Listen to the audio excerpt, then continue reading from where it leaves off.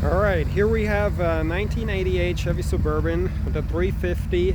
It's an all-wheel drive 4x4. Has a 6-inch lift with 35s on it. And it has new paint, new carpet, new headliner, new dash, new front seat upholstery. It's all been redone. It's a really clean, nice running truck. Shifts good, runs good. Suspension is not worn out. Really strong and nice truck. Hier haben wir einen sehr schönen 88er Suburban, den wir gerade reinbekommen haben. Wir sind ja spezialisiert auf Square Body Suburbans. Hat er 6-inch Lift, 35er. Das ist ein 4x4 mit 5,7 V8. Hat einen 6-inch Lift, 35er und Neulack.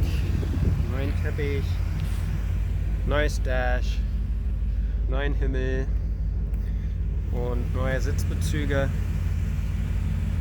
Wurde quasi komplett aufgearbeitet. Sehr schöner Truck, läuft sehr gut, fährt sehr gut, schaltet gut.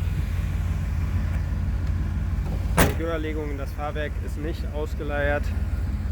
Sehr schöner, solider und guter Truck. Kaum noch zu finden. Square Body Suburbans werden auch immer seltener leider.